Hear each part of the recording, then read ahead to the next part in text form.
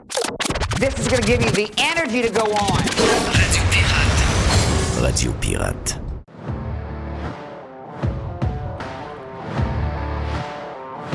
Ça ne sera pas une grosse ouverture aujourd'hui parce que on a beaucoup de stock. On a beaucoup de stock sur le live et les gens qui sont sur le Prime en plus, on a quasiment un gros 3 heures de plus. Aujourd'hui, Mr. White, il faut le dire, on a une genre de première parce que Carlos the Punisher qui fait sur le Prime à chaque vendredi, pas à chaque vendredi, mais quasiment, je dirais, 4 vendredis sur 5, on fait les UFO News. Oui. Puis cette semaine, c'est pas une histoire de UFO, mais c'est une histoire un peu intergalactique. Parce qu'il va nous raconter un peu comment ça se passe en Israël avec le genre de dôme, mais pas le dôme québécois, c'est un dôme technologique qui a coûté des milliards pour protéger Israël de tous les méchants qu'il y a alentour et qui veulent carrément leur disparition. On salue d'ailleurs tous les enfants de chiennes qui se promènent un peu partout au Canada et aux États-Unis avec des revendications un peu douteuses concernant la Palestine, le Hamas, l'Iran maintenant. Wow, l'Iran maintenant. Donc, ce sont des gens qui restent parmi vous. Et pour les ceuses qui étaient pro-Palestine au début, puis je vous avais averti là, que ça allait virer comme une histoire de gauche. Là, vous êtes dans cette gang-là. J'espère que vous avez revu vos... regarde, on peut penser ce qu'on veut, là, mais j'espère que vous ne voulez pas trop traîner avec cette gang d'extrémistes-là. Ils sont parmi nous. Ils bloquent des ponts, ils bloquent des routes pour se rendre à l'autoroute, ils brûlent des drapeaux, ils font des affaires très, très, très louches. Mais ils vivent parmi nous.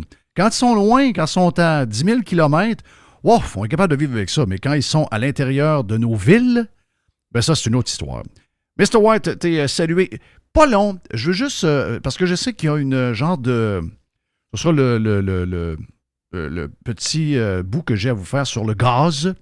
C'est toujours un hit quand on parle de gaz. C'est toujours une histoire qui craint le monde quand on parle de prix à la pompe et tout ça. Surtout quand on se fait fourrer puis qu'on se fait bourrer avec des genres de conneries, comme on a entendu sur... on a pu lire ça dans les journaux cette semaine, là, puis on a pu entendre ça hier à la télévision également. Comme de quoi que l'augmentation des prix actuellement au Québec est directement liée au changement de saison. OK, oui. Donc... oui. Parce que moi, j'ai pas mis mon gaz d'été encore. Là. Ça s'en vient, là. Oh oui, ça va te faire du bien. Ta voiture va apprécier ton gaz d'été. Je pose une question de même. Vous savez que je reviens sur les gens qui... On sera en studio lundi, donc avec les boys. Donc, je reviens en fin de semaine. Je suis ici depuis la fin du mois de novembre, début décembre. Donc, 1er décembre, exactement. Et je vous pose la question. Comment se fait que... Quel est l'impact, moi, le gaz et le changement de saison? Je suis en été depuis le début que je suis arrivé ici. Donc, et je regarde le prix, puis il y a des changements. Il y a des changements de prix. Il y a des changements. Actuellement, aux alentours de 3,56 le gallon si vous payez le gallon normal dans des endroits normaux. Là. C'est sûr que si vous allez dans des Costco, dans des Sam's Club, dans des Bee Gees, qui est un équivalent aux alentours de 3,35, 3,36 le gallon. Mais si vous allez dans une station-service régulière, aux alentours de 3,56. C'est à peu près, je vous dirais, facilement 25 cents le gallon de plus du meilleur prix que j'ai payé cet hiver. Cet hiver, on a dû payer aux alentours de 3,20, 3,25 dans les stations-service normales. Puis aux alentours de 3 piastres, même 2,97 à l'occasion pour les Costco et les Sam's Club. Donc, ça a vraiment varié en fonction de... vous savez quoi? Ça a varié en fonction des histoires concernant les guerres, concernant donc toute la géopolitique. L'OPEP, à un moment donné, qui a fait un statement. Ils ont diminué la production. Donc, ils ont fait un paquet de choses pour monter les prix. Et ça a eu des impacts. Les impacts, ici, c'est à chaque jour. À chaque jour, il y a une scène, il y a 2 scènes de moins, il y a une scène de plus, il y a 3 scènes de moins, il y a 3 scènes de plus. Donc, c'est vraiment quotidien. Ça peut même être 2 fois dans une journée. Donc, c'est très dynamique comme prix. Sauf que je vois rien sur le changement de saison. Je vois absolument rien. Mais je vois des choses qui s'appliquent pour la géopolitique. Donc, j'ai comme l'impression qu'on vous bourre un peu sur le changement de saison. C'est une affaire qu'on n'a jamais parlé auparavant. C'est la deuxième fois qu'on fait ça en un an. Avant, jamais on a entendu parler de ça. Jamais. Et allez voir dans l'historique des prix, et vous allez voir que c'est pas arrivé. Ben, en fait, ça arrive pas tous les printemps. Donc, y a-t-il quelqu'un qui peut nous expliquer ça? Je pense pas, parce que quand on est dans le bullshit, il n'y a pas personne qui veut s'avancer pour essayer de... Ils viennent d'inventer une nouvelle donnée, là. Bon, oui, c'est une invention. Donnée pour justifier l'étouffement de la population en permanence. Oui, si vous voulez savoir qu'est-ce que c'est, ben oui, il y a le prix du baril qui monte en fonction de tout ce qui se passe. C'est sûr que quand il arrive des affaires comme il est arrivé en fin de semaine avec l'Iran, toutes ces choses-là, c'est rien de bon pour stabiliser les prix du pétrole. Rajoutez à ça qu'on est dans un genre de système qui... parce que là, s'il y a un changement de saison au Nouveau-Brunswick, l'augmentation a été de 5 cents et non pas de 12 et de 15 cents. Si vous êtes au Saguenay, l'augmentation du changement de saison est pas mal plus petite. Wow. Si vous êtes ailleurs en Ontario, au lieu d'être une augmentation de 16 cents, comme certains ont eu, même certains ont eu 20 cents, comme par hasard, eux autres, c'est 10 cents. Donc... il faut se rappeler qu'est-ce qui arrive, OK? Il faut se rappeler qu'est-ce qui arrive. Il faut se rappeler que... Parce qu'il y a des gens, ils accusent les pétrolières, ils accusent les détaillants, alors que les pétrolières sont les mêmes que j'ai ici, là. C'est les Valero de ce monde. J'ai un Valero au coin de la rue. C'est les mêmes fucking pétrolières. Et pourtant, on a de l'essence à 85 cents le litre. Parlez pas de différence entre dollars canadiens et dollars US. Quelqu'un qui travaille au McDo ici fait 18 $ comme chez nous. Donc, c'est le même argent avec moins d'impôts et moins de taxes. Donc, faites pas le transfert d'argent comme vous le faites. Les gens ici gagnent en US et dépensent en US. Puis je vous dirais qu'un prof gagne 70 000 ou 75 000 ou 80 000, ça fait 20 ans qu'il est là. Donc, ils ont à peu près les mêmes salaires. Donc, comparez pas ça. Faites pas le changement s'il vous plaît, faites pas le changement de devise, please, parce que ça fait très daumier. Mais ce que je veux vous dire, c'est que c'est les mêmes fucking pétrolières qui s'occupent du gaz un peu partout en Amérique. Donc, si tout ce qu'on nous raconte sur les compagnies pétrolières qui font plus de profit que jamais, eh bien, pourquoi l'essence ici n'est pas à 8 $ le gallon? Ben, c'est facile à comprendre. Premièrement, ailleurs, dans les endroits normaux, on exclut le Canada, on exclut BC, on exclut le Québec. Le Québec est toujours l'endroit le plus cher pour le pétrole, pour le gaz. En Amérique, aux États, c'est la Californie. La Californie est aux alentours de 5,5 $, 5,80 $, tout dépendamment où vous êtes pour le gallon de fuel. Et pourquoi ces endroits-là sont plus chers? Pourquoi le Texas est moins cher? Pourquoi la Floride est moins chère? Pourquoi la Virginie est vraiment moins chère? Pourquoi la Caroline est moins chère? Pourquoi la Georgie est moins chère? Pour les gens qui sont sur la 95 et qui voyagent pas mal, vous savez de quoi je parle. C'est pas compliqué. Il y a 2-3 affaires. Faut juste se rappeler ça, OK? Premièrement, on a un prix plancher. Première affaire à faire sauter, c'est le prix plancher. Il faut crisser ça dans la poubelle au plus sacrant. Le prix plancher empêche un joueur un peu pirate de décider de mettre le bordel dans le marché et d'arriver avec un prix très agressif. Genre Costco, OK? Genre Costco. Si Costco décidait d'aller encore plus bas que 1,65, je pense qu'ils sont aux alentours de 1,65, 1,64 en ce moment, même si beaucoup sont à 1,89, 1,95, dépendamment où vous êtes. Mais Costco pourrait être très agressif. Donc, prix plancher, régie de l'énergie, grand coup de pied dans le cul, on finit ça au plus sacrant. Première chance qu'on se donne. Deuxième affaire. Pourquoi il y a, effectivement, il semble y avoir un genre de, surtout dans la région de Québec, qui est le pire marché de l'essence, alors qu'on paye pas mal plus cher que le Saguenay, eh bien, c'est la concentration de propriétaires des stations-service. Le groupe Dufresne, l'autre groupe là, qui Arnois, je pense, et ensuite Couche-Tard.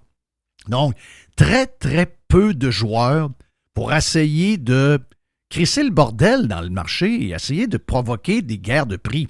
Donc, quand il n'y a pas de joueurs, quand il n'y a pas de compétition, il y a un contrôle des prix. Et vous savez comme moi, que moins ils sont nombreux, plus c'est facile de se parler.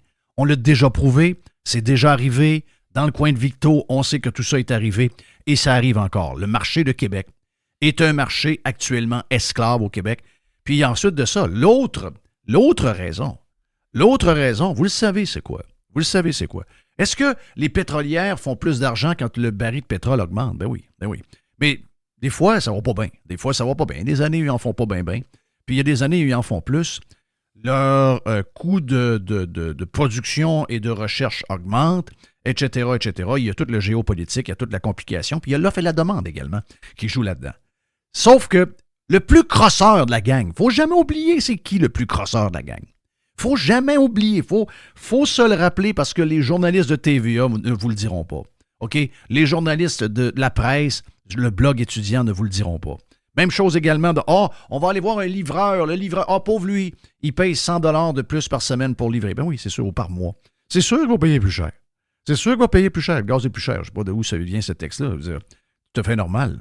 Donc, le gaz est plus cher, mais on approche le 2 $. C'est un montant très symbolique et un peu catastrophique, on va se le dire, pour l'économie, parce que ça, c'est directement lié à une inflation qui est déjà on fire. Si vous rajoutez à ça bientôt 1 litre d'essence à 2 $ le litre, vous allez voir que l'inflation et la baisse des taux d'intérêt, ça n'arrivera pas de sitôt. Donc, qui sont les pires crosseurs, OK? Qui sont les pires crosseurs? Est-ce que, oui, les détaillants, la gang qui se parle, eux autres m'écœurent. Mais ce n'est pas les pires crosseurs. Quels sont les pires crosseurs? Est-ce que ce sont les compagnies pétrolières? On les aime pas bien, les compagnies pétrolières. Oh oui, il y a un bout de crosse là-dedans. Mais si la compagnie pétrolière permet à une station-service d'être à 3 piastres à Houston, Dallas, et que nous autres, on est à 8 piastres le litre, on s'entend qu'il y a un autre crosseur quelque part. OK?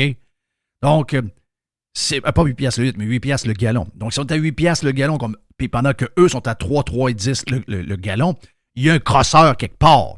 Et vu que Valero est au Texas, et que Valero est sur la rive sud de Québec, ben, il doit y avoir un autre crosseur qu'on pense pas. Vous devez vous rappeler qu'à chaque fois que vous gazez, le vrai crosseur, c'est le gouvernement du Québec et le gouvernement fédéral. Rajoutez à ça les taxes qu'on a rajoutées dans quelques régions pour le transport en commun. Rajoutez à ça la bourse du carbone qui vaut à peu près 12-13 cents le litre en ce moment au Québec, qui a été, parce qu'elle est payée par les compagnies pétrolières. Et cet argent-là est donné au gouvernement et les compagnies pétrolières nous la refilent. Et avec raison, on serait le boss de la compagnie de pétrole, on ferait exactement la même chose. Donc, pourquoi il y a des endroits que le gallon est à 3 piastres avec les mêmes compagnies de pétrole? Pourquoi le gallon est à 3 piastres? 3 piastres et 25. Pourquoi le gallon est à 8 $ chez nous? OK? Pourquoi le gallon est à 8 $? Parce que le gouvernement du Québec et le gouvernement fédéral, ce sont des crosseurs. Ce sont des crosseurs. Je l'ai déjà expliqué que qui fait le plus d'argent dans un trio Big Mac chez McDo actuellement au Québec? Est-ce que c'est le franchisé? Est-ce que c'est la compagnie mère de McDonald's Canada? Qui fait le plus gros profit sur un trio Big Mac qui est maintenant avec les taxes à 12-13 $? Qui fait le plus gros profit? Les crosseurs fédéral et provincial, les deux gouvernements vont chercher 1,75, 1,80 de taxes. C'est plus que le profit du restaurateur. Dans le pétrole, c'est la même maudite affaire. Ces crosseurs-là transportent aucune matière première. Ils ne cherchent aucune matière première dans le fin fond d'un océan quelque part dans le nord. Ils ne bâtissent aucune plateforme de forage. Ils développent absolument rien. Ils ne transportent pas, ils ne raffinent pas, ils ne le distribuent pas, ils ne le vendent pas, ils font rien. Mais qui sont ceux qui prennent le plus de cash? Et ce cash-là, il est net. C'est du profit net. Rappelez-vous-en, OK? Gouvernement de Justin Trudeau, gouvernement du Canada, tous les gouvernements avant ont embarqué dans cette folie-là. Et les gouvernements du Québec, la CAQ, le PQ, le Parti libéral, tous ceux qui ont été au pouvoir, c'est eux qui sont responsables du prix le plus élevé en Amérique. Vous avez le droit d'avoir un 5 secondes sur les pétrolières. Vous avez le droit d'avoir une petite pensée pour les détaillants parce qu'ils ne sont pas nombreux et ils s'arrangent entre eux autres. Oui, vous avez le droit. Mais les plus crosseurs de la gang, gouvernement du Canada et gouvernement du Québec, quand vous gazez et qu'on s'est rendu que ça vous coûte 80, 100, 120, 150, 170, dépendamment de la voiture que vous avez, si vous avez à sacrer contre votre gouvernement, c'est lui qui vous appauvrit. Voilà, c'est ça que j'avais à dire sur le prix de l'essence, parce qu'on essaie de jouer avec les mots de ce temps-là, puis ça m'énerve. Mon nom est Jeff Fillion. Qui s'en vient? Mon ami Mr. White. Beaucoup de stock à venir. On a Nicolas Gagnon qui va être avec nous. Il était avec nous hier, mais il est encore avec nous aujourd'hui. Après ça, on a Alex, le pirate geek. Puis on a une belle boîte à pizza. En plus de Carlos et son UFO News sur le Iron Qui est une Dome. première. Qui est une première sur le live. Donc, ça, beaucoup de stock à venir. Exact. Et si vous voulez plus de stock, on est également sur le Prime avec le Freestyle Friday, avec Carlos the Punisher. Et on a un invité avec qui on jase pendant 1 heure, qui nous raconte sa vie, un gars de Québec, originaire du Saguenay, qui reste en Taïwan. Plus de détails sur la version Prime. Pour vous inscrire, allez sur radiopirate.com.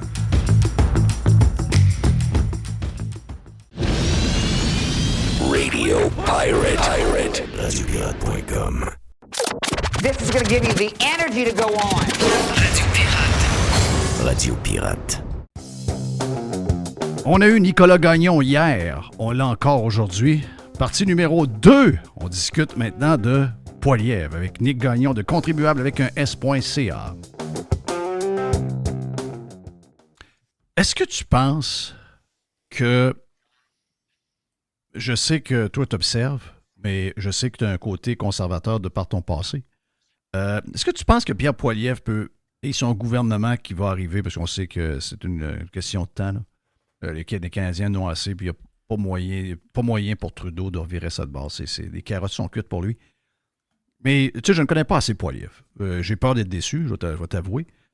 Parce que là, actuellement, je vois juste des liners. Mais est-ce que tu penses que Poilievre, pour vrai, là, si on met le Parti conservateur, parce que moi, les conservateurs québécois qui sont là déjà me font peur, là, les Gérard Deltel de ce monde, est-ce qu'un gouvernement conservateur de Pierre Poilievre va avoir le courage et pourra juste techniquement faire, parce que là, on parle plus de... C'est les 12 travaux d'Astérix, là. Pour remettre ça comme c'était il y a 10-15 ans, puis faire le nettoyage des dépenses, baisser la fiscalité pour qu'on soit attrayant, repartir les investissements à travers le Canada, etc. Il y a tellement d'affaires à faire que je me dis, est-ce qu'ils vont être capables? Ou on va être déçus? Moi, j'aimerais ça être optimiste. Je veux que n'importe qui est au pouvoir là, dans cette optique-ci, ce ne sera plus les libéraux, ce sera les conservateurs qui réussissent et qui fassent le ménage en bonne et due forme. Il faut se rappeler que le précédent Trudeau, quand il est parti du gouvernement, je pense en 83-84, ça a pris quasiment 15 ans avant que les finances publiques du Canada retrouvent un peu leur blason un peu plus doré, parce qu'il y a eu quand même le gouvernement de Mulroney, puis par la suite, tu as eu Jean Chrétien qui a fini par venir faire le ménage dans les fin des années 90. Ben, ça a pris du temps avant de remettre le Canada sur les rails. Puis là, je me dis, avec Justin Trudeau actuellement, avec l'état de la dette, les finances publiques comme ça, c'est sûr que c'est dur de s'imaginer que du jour au lendemain, un gouvernement peut arriver pour faire le ménage puis ramener ça comme c'était avant en 2015. Par contre, je crois qu'il y a plusieurs mesures qu'il faut Poilievre mettre de l'avant qui pourraient être intéressantes. La question, par exemple, de couper les taxes sur le carbone, de s'attaquer vraiment à la question de l'habitation, de forcer les villes à retirer des réglementations puis les pénaliser si jamais elles ne permettent pas plus de construction. Je pense que ça, c'est des idées qui sont intéressantes parce qu'on est rendu à un stade où est-ce que vraiment, ce qui limite le plus la croissance de l'économie, c'est vraiment toutes les taxes, toutes les réglementations, puis les différents joueurs à travers le pays qui bloquent ce progrès-là. Poilievre, même s'il donne une baguette magique en disant « je suis pas sûr qu'il va pouvoir faire tout le ménage qu'on s'attend de sa part », mais c'est sûr qu'un changement de mentalité quand c'est le temps de parler de gestion des finances publiques puis de rigueur, c'est le strict minimum qu'on a besoin présentement parce que, tu sais, on s'entend avec Trudeau puis avec Jack Meeting qui l'appuie puis le Bloc québécois qui l'appuie une fois de temps en temps. On n'est pas sorti du bois présentement. Il faut un changement je veux dire, drastique de mentalité. Fait que ça serait le strict minimum. Maintenant, est-ce que le Canada va revenir sur les rails après 2, 3, 4 ans de Poilievre? Je sais pas, mais le strict minimum, c'est qu'on ait un changement de mentalité. Oui. Ça me fait peur un peu de voir qu'ils vont... se sont en train de s'entendre avec des genres d'anciens caquistes là, qui vont prendre, que peut-être que même Girard pourrait se ramasser comme le genre de king des finances. Moi, si c'est ça, là, je veux dire... Je sais Ben, pas ce que je ferais, là. C'est ben, un j'espère peu... que j'espère que Poilievre, il regarde les journaux au Québec, là, parce que je veux dire, de mardi, on avait l'annonce du gouvernement fédéral qui veut augmenter l'impôt sur le gain de capital. Puis là, dans la même semaine, tu as le gouvernement du Québec, M. Éric Girard, qui reprend l'idée au bon puis qui il songe à cette idée-là. Donc, en fin de Ben oui. semaine, on devrait savoir Ben, si le c'est quoi? gouvernement du On la Québec sait, va la suivre ça. réponse, là. On la sait, la Ah oui. réponse, là. Ben, oui, on la sait. Ben, ils vont aller chercher 3 milliards de dollars de plus, du moins c'est ce qu'ils projettent, dans les poches des Québécois les mieux nantis, encore une fois. Puis là, je me dis, attends, j'espère que Poilievre prend des notes parce que, je veux dire, Éric Girard, bon, il a bien beau avoir déjà été un candidat conservateur, puis il vient d'un C'est milieu zéro un conservateur. C'est un conservateur québécois, ça veut dire un mollasson. C'était pas mal ça. Fait que, tu sais, de dire que ça ferait partie des possibles candidats, il me semble que Poilievre avait déjà indiqué qu'il il recruterait pas Éric Girard. J'ai hâte de voir il va maintenir la barre là-dessus parce que je pense que ça enverra un très mauvais message peut-être à certains conservateurs ou certaines personnes qui s'attendent à avoir des conservateurs qui ont à cœur la rigueur budgétaire parce que, regarde, Éric Girard, c'est quand même le ministre des Finances qui nous a pondu le pire déficit budgétaire de l'histoire du Québec.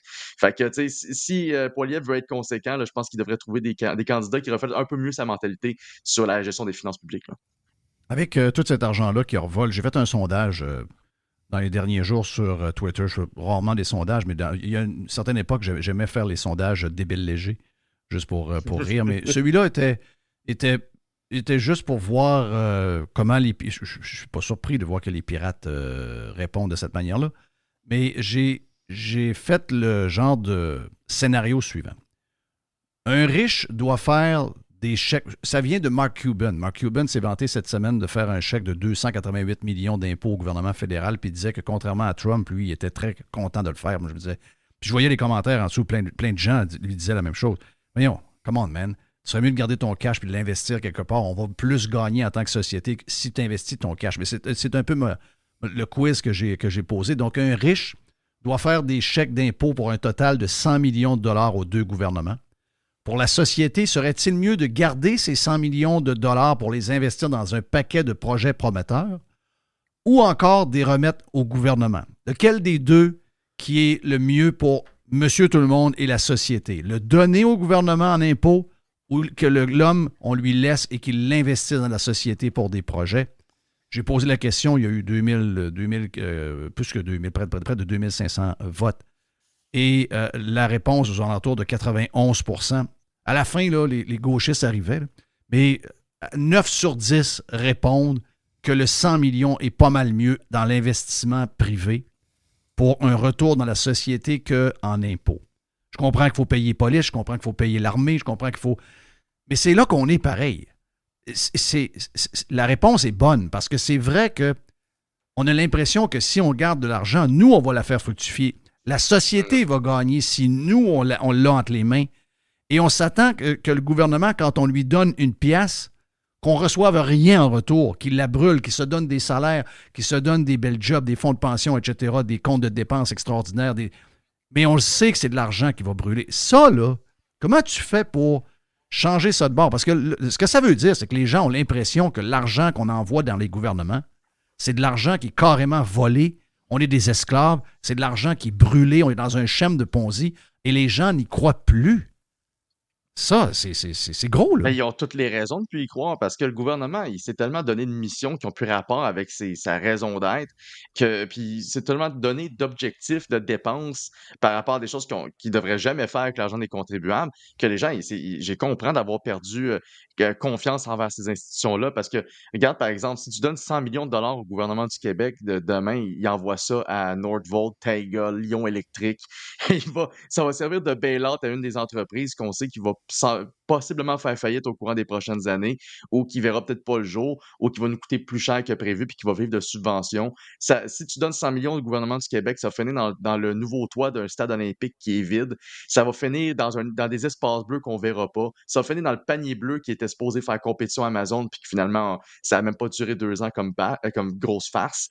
Je veux dire, le gouvernement du Québec se donne, comme le gouvernement du Canada d'ailleurs, se donne des objectifs complètement débiles avec l'argent des contribuables en se donnant comme pour mission d'intervenir, d'être un joueur qui est là pour décider dans quelle direction l'économie va tourner, puis quel joueur va pouvoir en tirer le plus profit. Généralement, on va faire la préférence en fonction de compagnies je veux dire, qui sont locales ou qui ont une certaine proximité avec le gouvernement. Mais tout ça, toute cette image de, par exemple, les subventions aux entreprises, juste ça crée assez de friction, ça crée assez de perte de confiance de la part des gens pour qu'on se dise effectivement, si cet argent-là était utilisé Lyon, Taïga, etc. ben là, oui. on le voit, là. Ben, si toi, tu avais 100 millions de dollars, tu pourrais investir dans des initiatives similaires, puis ça coûterait moins cher que si c'était le gouvernement qui le faisait lui-même.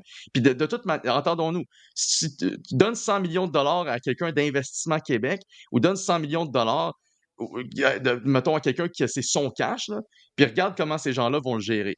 L'Investissement Québec va juste regarder le return on investment, il va regarder quelques colonnes, il va regarder les projections, il va dire ça a de l'allure, on met le cash, on prend une petite part d'équité, on met quelqu'un sur le board de l'entreprise, puis ça finit là. Mais quelqu'un qui est plus calculateur, que c'est son argent qui investit, il va faire bien plus de due diligence sur la compagnie dans laquelle il va mettre son argent. Il va regarder Ben oui. les revenus, il va vraiment aller voir l'historique. La preuve, c'est que ni François Legault ni Fitzgibbon mettent de l'argent dans tous les projets dans lesquels ils embarquent. Il nous dit jamais « J'y crois tellement que j'ai mis 150 000 de mon propre argent dedans. » Exact. Ils le font jamais. Regarde, le jour où je vais voir Fitzgibbon mettre 150 000 mettons, dans Nordvolt, quoique c'est pas grand-chose pour lui, là, il y a quand même un portefeuille plus intéressant que ça. Je veux dire, je vais être un peu plus intéressé à même moi-même mettre mon propre argent, mais laissez-moi mettre mon propre argent. Prenez pas mes taxes et mes impôts contre mon gré pour financer des projets avec lesquels j'ai jamais donné mon accord. Puis on va partir sur une meilleure base. Mais je suis d'accord avec le résultat du sondage. Au final, quand on regarde comment est-ce que nos différents paliers gouvernementaux gèrent notre argent, c'est clair que là, on fait de plus en plus confiance à l'initiative individuelle pour aider l'économie à se développer plutôt qu'à des fonctionnaires qui font jamais de double vérification puis qui mettraient même pas leur propre argent en jeu si ça venait d'eux autres directement. Là. Dernier point, Nick. Dans l'affaire folle de la CAQ, on a parlé des prix tantôt, l'histoire du pont. Là. L'histoire du pont à 2,7 milliards. À partir de là, si on fait ça, avec l'histoire, rajoute l'histoire du... Il y en a une par semaine. L'histoire du stade... on arrange le tunnel Hippolyte Lafontaine. On a un prix. 6 mois plus tard, c'est le double. On est rendu à... c'est des prix ailleurs, c'est des prix pour avoir du neuf. Puis nous autres, c'est les mêmes prix pour juste arranger ce qu'on a. Les prix sont complètement démesurés. Mais le drame là-dedans, c'est que si on paie le pont de l'île d'Orléans, qui a 2 voies seulement, là, okay, c'est un petit pont, là, qu'il n'y a pas beaucoup d'eau, qu'il n'y a pas de bateau qui passe en dessous, il n'y a rien de majeur dans ce projet-là. C'est un pont préfab à Auban, comme il s'en fait partout. Si on paie 2,7 millions pour un petit pont comme ça qui va desservir seulement 7 000 personnes, je veux dire, pendant ce temps-là, si on ne paie pas le 300, 400 millions du vrai prix que les gens paient ailleurs, bien, le 2 milliards, 300 millions, il ne sert pas à arranger les routes dans le bas du fleuve qui sont complètement finies. Il ne sert pas à élargir l'autoroute 20 qui mérite une 3e voie et qui doit être modernisée. Il y a les capitaux qu'on prend et qu'on paie trop cher. Je veux dire, on est en train de s'appauvrir. C'est ça que au niveau, pas seulement des infrastructures en tant que telles, parce que pendant qu'on en fait juste un avec ce gros montant-là qui ne mérite pas qu'on mette tout ce montant-là, on n'est pas en train de faire d'autres choses. Donc, c'est double drame. C'est ça que je veux dire. C'est double drame. C'est appauvrissement dans le compte de banque du gouvernement. Donc, taxes et impôts, taxes sur l'essence, etc. Puis en plus, pendant ce temps-là, vu qu'on en fait peu avec beaucoup d'argent, ben on n'est pas en train de faire le reste. Absolument. Puis je veux dire, on aurait pensé que ces scandales-là prendraient fin avec la commission Charbonneau. Toutes les questions de dépenses. C'est pire. C'est 2 fois pire qu'avant. Puis en plus, on ose nous faire croire que c'est à cause de l'inflation. Je suis d'accord que l'inflation, ça peut avoir un impact, puis c'est quand même c'est un impact non négligeable sur les coûts des matériaux de construction. On l'a vu dans les dernières années. Mais quand tu passes, par exemple, là, d'une facture pour le tunnel Louis-Hippolyte Lafontaine à peu près 900 millions à pas loin de 2 milliards, je veux dire, c'est une inflation de quasiment 100% là, en dedans d'un an. Il ne faut quand même pas exagérer non plus. Même chose pour le fameux pont. On voit... Ah oui, l'inflation a le dos large. Nous autres, c'est un projet spécifique. Il faut creuser, il faut aller s'accoter dans le fond. C'est profond, c'est tout vaseux. Il faut aller chercher le vrai sol. Mais c'est ça partout, je vois le vert. Mais ils nous ont sorti la même cassette pour le fameux stade olympique. Là, cette semaine, durant la période des études de crédit à l'Assemblée nationale, tu as littéralement Fitzgibbon qui nous a annoncé que, de un, ça allait coûter plus cher, le fameux stade olympique. Là. Ils nous ont annoncé 870 millions, mais effectivement, ça va coûter plus cher parce qu'il va y avoir d'autres rénovations à faire à l'intérieur pour adapter le stade. Puis il nous dit ça, puis dans le même souffle, il nous dit qu'il n'a même pas vu les études économiques sur lesquelles le ministère du Tourisme se base pour parler de ses projections à ce qui a trait là, aux retombées économiques puis aux nombreux événements qui vont venir. Puis là, on s'entend à 870 millions. Là, on parle déjà d'un dépassement de coût, puis il n'y a rien de fait encore. C'est clair qu'on va franchir le 1 milliard. Puis tu dis, ça, c'est pour le toit d'un stade qui est vide. Pour le même prix, on peut avoir un stade flambant neuf, comme on voit aux États-Unis également. Donc, mais on ne peut pas le démolir. Ça va coûter à peu près 1 milliard parce qu'il y a un métro en dessous, puis on a du béton spécial. Parce que nous autres, tout est spécial, là. Il faut comprendre ça. Nous, on est spécial. Tout est justifié par ça.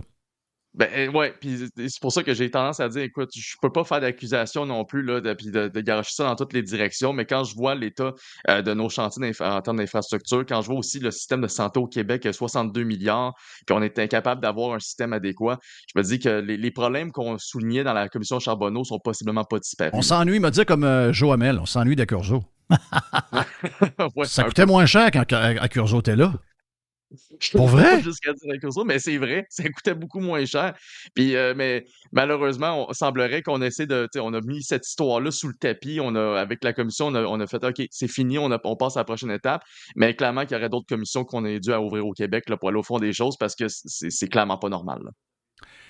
Hey, écoute, c'est un plaisir. Je sais qu'on pourrait parler des heures de temps. On a tellement de sujets, mais toute une semaine encore. On dirait que chaque semaine nous amène pire.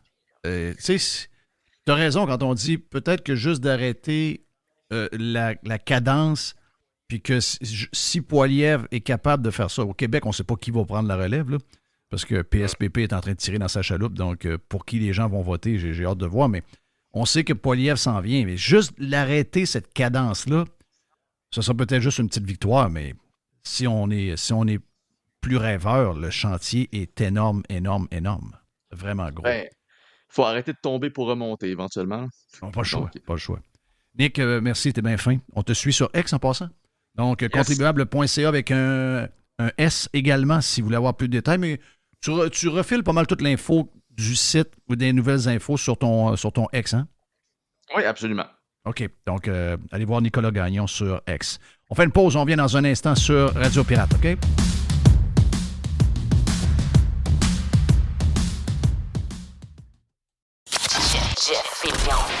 JeffFillion.com. Oui, bonjour. Je voudrais commander une pizza, s'il vous plaît. La boîte. La boîte. Pizza. La boîte à pizza. Et voici Jerry. Jerry. Hey, tu as parlé en début de semaine, Jeff, tu en as parlé une couple de fois, parce que Mark Cuban, c'est un gars spécial. Là, il s'est vanté, justement. Il disait, moi, je paye mes insurants. Woke. Oh, oui, c'est un woke. C'est de valeur, je l'aime. Si c'était pas là de ça, je l'aime. Je sais pas, là, mais... Là, c'est 275 900 000 $. C'est quoi ça? Je pense que c'est... d'après moi, c'est sa plus grosse année de paiement d'impôts. Il n'y a pas beaucoup d'impôts au Texas, je pense qu'il n'y en a pas. Non, c'est ça. Donc, il a tout envoyé ça au fédéral. Et je pense qu'il y a une partie du deal des Mavericks là-dedans. Oui, exactement. C'est pour ça que c'est sa grosse année. Puis, je pense qu'il y avait un mélange de bragging un peu. Il se vantait de toute affaire. C'est ça. Puis, il voulait passer un point sur Trump en disant, moi, contrairement à Trump, je suis content de payer des impôts. Oui, je suis content. Oui, il est content de payer des impôts. C'est pas vrai, là. Son argent va se ramasser en Ukraine. Elle va se ramasser à l'autre bout du monde. Il n'y a personne qui va en profiter. C'est de l'argent. Il l'aurait crissé d'un feu, c'est pareil. J'ai vu un gars qui a écrit, il dit, le budget de la défense aux États-Unis, c'est 841 milliards. Il dit, je divise ça par 365 jours. Puis après ça, je divise ça en heures, en 24 heures. Il dit, c'est 2h30 ton cash pour l'armée. Ben oui. Fait que calme-toi les nerfs. Calme-toi les nerfs. C'est 2h30 Il y avait un petit côté. Non, je sais, mais je veux dire, il s'est fait picosser un petit peu. Hey! Non, c'est il en a fait deux en plus. C'est toi, ils t'ont pas bien viré, là. Tu sais, le gars, il fait son fin, mais quand tu t'en vas sur le terrain à Trump, ça se peut que tu manges une coupe de volée, une coupe de claques à la gueule. C'était pas mal juste ça, son affaire. C'était pour donner un coup à Trump. Trump, lui, à l'inverse, il veut en payer le moins possible. Et avec raison. Oui. Pourquoi on n'essaierait pas de pas payer d'impôts? Pourquoi on voudrait payer full impôt? C'est quoi? Je suis content d'envoyer... Moi, je suis jamais content. Oublie ça. Je sais que cet argent-là va mourir. L'argent s'en va, elle meurt. C'est ça. C'est là que l'argent meurt. C'est ça. C'est les billets rentrent, puis il reste quelques poignées de scènes. C'est tout ce qui reste. Donne ton argent à Mr. Wonderful à côté de toi sur le panel de Shark Tank. Mr. Wonderful va faire quelque chose de pas pire avec. Il n'y en a pas un qui s'entend avec lui sur Shark Tank, sur le panel, avec ce qui? qu'il vient de faire là. OK, Avec non, son c'est move. sûr. Non, Il n'y en a pas un qui s'entend avec. Mais non. Et c'est toujours Cuban contre les autres sur le panel. Toujours. Oh, il est très woke. C'est drôle pour un gars qui a commencé dans la vie à vendre des sacs de poubelle dans son voisinage. C'est ça. Ouais, puis c'est surtout un gars qui a profité d'une passe un peu bizarre avec broadcast.com pour faire son premier milliard. C'est c'est la une bulle, des plus grosses bulles qu'on avait jamais vues. Là. C'est ça, c'est la bulle web. La bulle Internet de 2000. C'est ça. La bulle Internet, où ce que les valorisations, on savait pas trop ce qu'on s'en allait avec ça, puis tout était valorisé à des prix de fou, mais en réalité, ça valait rien. Ça valait rien. C'est On était sur bord de la fraude. Là. Oui, c'est ça. Oh oui. C'était quasiment du Nortel à grandeur. C'est ça. Non, c'est vrai. C'est très bizarre. Puis le gars, c'est riche avec ça. Et à partir de là, tu as $1 milliard dans ton compte, tu peux devenir bon après ça. Là. Moi, je pense que tu donnes $1 milliard à beaucoup de monde dans la société, puis il y en a probablement la moitié qui vont venir bons en sacrament avec $1 milliard. Tu peux te tromper un peu, tu comprends? Lui, il est venu bon, mais pas nécessairement bon avec une bonne attitude. Non, c'est ça. C'est ça. Quoi d'autre, mon ami Jerry? Tu sais, l'application McDo, ici au Québec, ici au Canada, aux États-Unis, on s'entend-tu que... De toute la restauration, c'est la meilleure application et de loin. Voilà, exceptionnel. C'est-à-dire, c'est exceptionnel. Tu loads tu as upgrade de l'application. Ça va bien, c'est clair, c'est parfait. Mais là, attends un peu, là. Attends une minute, là. Là, à chaque année, ça arrive. Tu sais, le concours déroule le rebord. Tu sais, dans le temps, là, t'achetais un café chez Tim Hortons, tu déroulais le rebord, puis il disait, tu gagnes un café, un beigne, puis il y avait 2-3 chars à gagner, des chars. Tu déroulais le rebord d'un verre en carton. Mais là, ils ont enlevé les histoires de déroule le rebord, puis là, ils ont mis ça sur l'app. L'app de Tim Hortons? L'app de Tim Hortons, le concours, il est sur l'application. OK. Mais là, l'affaire, c'est que à chaque année, il y a des bugs. Bugs, genre, vous venez de gagner un bateau. Oh! C'est arrivé les autres années. Oui, c'est arrivé les autres années. Il y a un gars qui a gagné un char. Donne-moi le bateau. Oh, ben, le gars, il a dit, hey, j'ai gagné un char. Le gars, il trippe. Mais là, cette année, il y a une fille, elle a dit, je gagne un bateau. Gagne un bateau. En plus, sur l'application, elle gagne un bateau. Puis en plus, elle reçoit la confirmation par email. Elle gagne un bateau. Wow. Elle appelle Tim Hortons, un bateau au genre de faire du wakeboard. Elle appelle Tim. Un bateau de 100 000. C'est ça, un bateau de 100 000. Elle est au téléphone avec Tim, puis ça crosse, ça taponne. À un moment donné, ils disent, ouais, mais madame, oui, mais vous gagnez pas. Elle appelle Tim ou elle appelle McDo? Non, c'est Tim Hortons. On est revenu à Tim Hortons. C'est parce que lui, ce qu'il veut dire, c'est que l'application de McDo est solide. McDo les est autres correct. sont un peu tout croche. OK. Ben, Fait que là, on est tout croche Tim Hortons. Tim Hortons / c'est Burger King et Popeyes. OK. Ce que je veux dire, c'est que elle est même dans l'abonnement fidélité. Là. Tu sais, la fille, c'est la totale. Abonnement fidélité, l'application, ramasse des points, ramasse des ci, ramasse des ça, déroule les patentes. Elle est correcte. Boum, elle gagne. Hey, OK, parfait, je gagne. Non, tu gagnes pas. L'année passée, il y a un gars qui gagne. Non, tu gagnes pas. M'excuse, là. Tim, là, arrête ton esti de concours. Je m'excuse, là, mais Christophe, à un moment donné, il faut que ça marche, ton affaire. Là. Tu peux pas faire... il y avait des... La réalité, c'est que tu dis à quelqu'un qui a gagné un bateau, tu lui donnes un bateau. Là. Ah oui. Que tu as fait une erreur, que ça n'a pas marché, c'est pas grave. Tu lui as dit qu'il avait gagné un bateau, donne-lui le bateau. L'année passée, il donnait 10 000 $ par semaine pendant 3 mois de temps, quasiment. Mais le 10 000, là, il y a du monde qui gagnait le 10 000, puis il arrivait et dit non, vous ne gagnez pas, monsieur. Non, on calisse. C'est la même gang qui a fait Arrive Ken. Oui, ça va être la même gang. C'est ça. Elle, pour son bateau, ils ont donné une carte de 50 pièces pour son Ben bateau. voyons donc. Je te jure, je te le Une carte jure, de je te le 50 jure. pièces, Ouais. gang Non, de non, cheap. non, Tim Hortons sont en train de se déshonorer avec le esprit de concours. Tu donnes ça à Morgan & Morgan aux États-Unis, puis c'est réglé. C'est la plus grosse firme d'avocats qui vient de Tampa, by the way, à la base. Plus grosse firme d'avocats pour venir contre n'importe qui te coûte rien. À la fin du procès, t'es propriétaire de Tim Hortons. Quasiment. Non. Ouais, c'est comme ça. Jeff, il dit, tu lui donnes le bateau, là. C'est ça qui te coûte le moins cher c'est au bout de la sûr. ligne. Ben voyons, c'est sûr. Exact. Tu parles de basket, vite.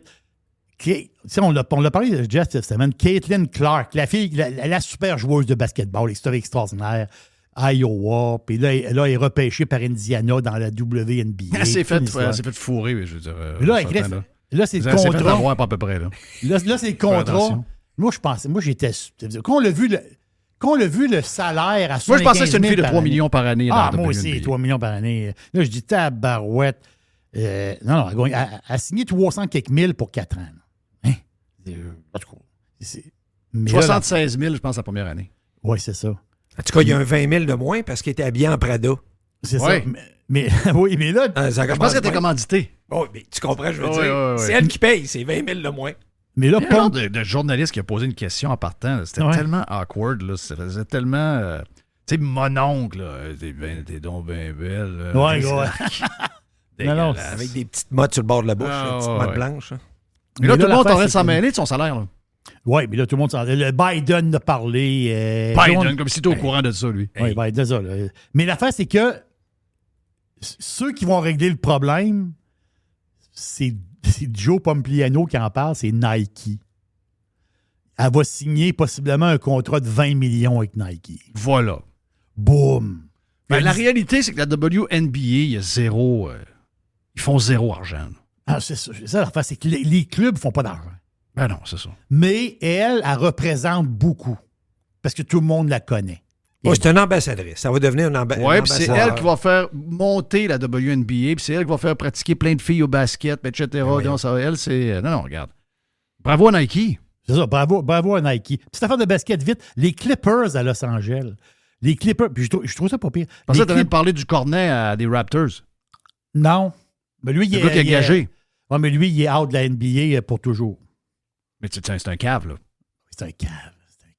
Lui, c'est un gars qui gagnait 3-4 millions par année là, avec les Raptors. Si t'étais... Lui, il gageait dans des matchs NBA, puis il a gagé des matchs où ce que les Raptors perdaient, des matchs dans lesquels ils ne jouaient pas. Un Pete Rose. C'est poire. Ça, c'est pas cave. On le sait aujourd'hui, là. Ils ont jamais pardonné à Pete Rose. Jamais. Jamais. Mais lui c'est fini à vie, là. Fini Ils à vie. savent, là.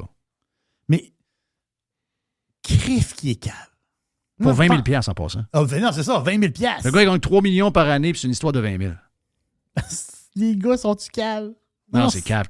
Là. Un pur abruti. Tu sais, Non, dans, à le temps, frapper avec un 2x4. dans le temps, Pete Rose, alias Toupette Carré, c'était plus dur à se faire pincer un Mais peu. c'était Il y a pas d'Internet. juste le toupette carré, c'était le molette carré. Ah oui, il y avait le molette bien carré en bas du casse. C'était tout carré. Ouais. Quand il a battu son record avec les expos. Hein. Oui. Oui, coup sûr. C'était pas un coup sûr, c'était un double.